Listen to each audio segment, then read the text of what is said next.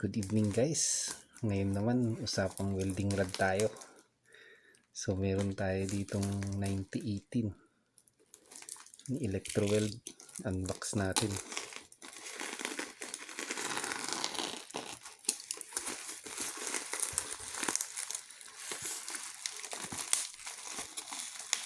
Kararating lang kanina.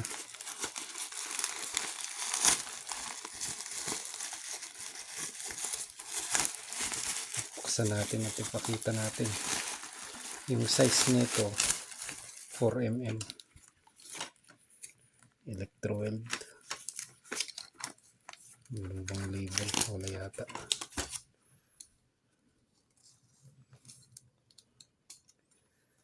So ito isang uncommon rod.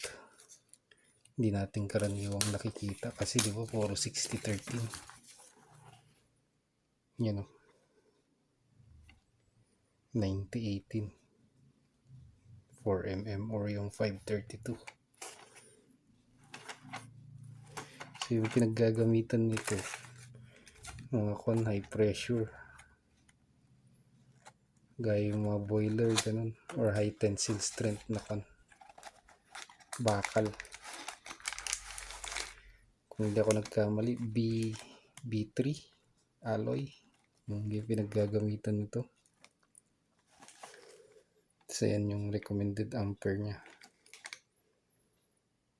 Pag 532 nasa 140 hanggang 180. Pag yung 1.8 or yung 3.2 sa 50 hanggang 140. Yan ang laki. Para tayo ng sample.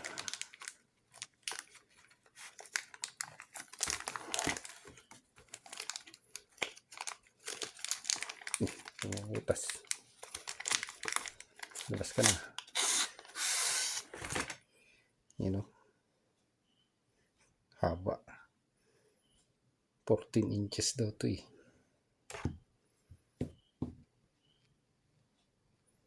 Focus ka.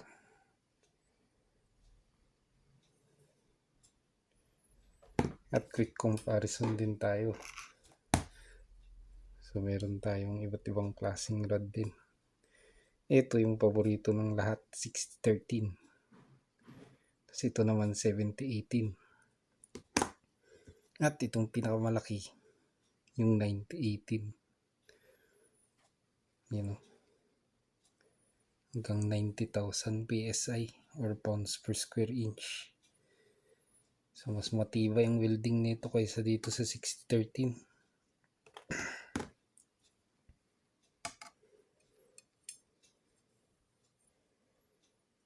Pero itong 9018 hindi gaanong ginagamit sa pag common fabrication ka lang.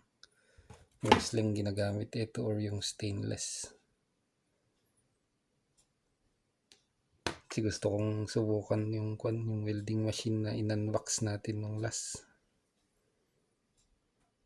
Subukan natin kung kaya niyang sunugin tong malalaking welding rod. Kasi pasok naman sa isang pirahe, ayun o. Sa 140 hanggang 180.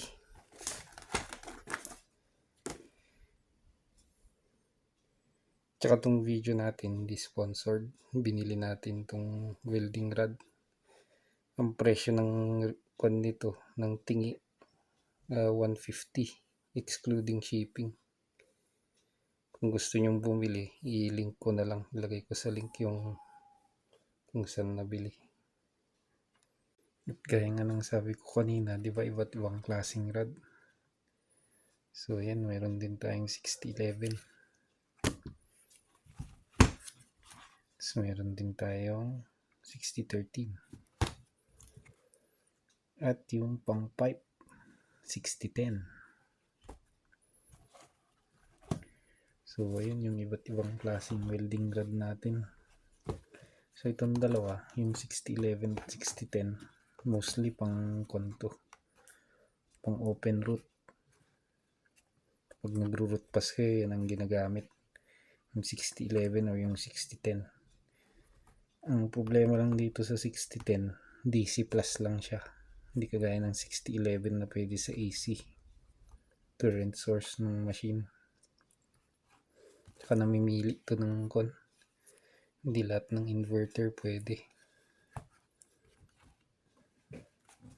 Lahat yan nasa 3.2.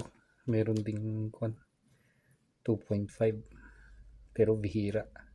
Kasi pag nag-enroll kayo sa welding school, mga gantong size ang ginagamit. Nung nag-test na kami noon, wala kaming nahawakang 2.5. Puro lahat 3.2. Or yung 1.8 pag Amerikano. Tsaka itong 6010 meron din palang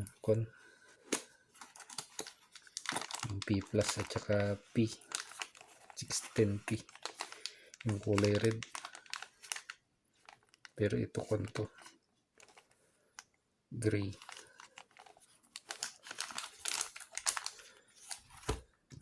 Siyempre hindi nawawala yung 7018 na kaparis niyan pag kayo katapos ng root pass, hot pass. Ito yung ginagamit sa fill at saka capping.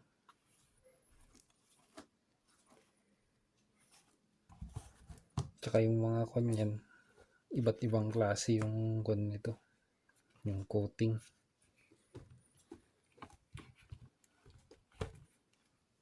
Merong sodium at saka potassium. Tapos yung 7018 naman to yung mga low hydrogen. Pati yung 9018 low hydrogen din yan. Yan may iron powder pa.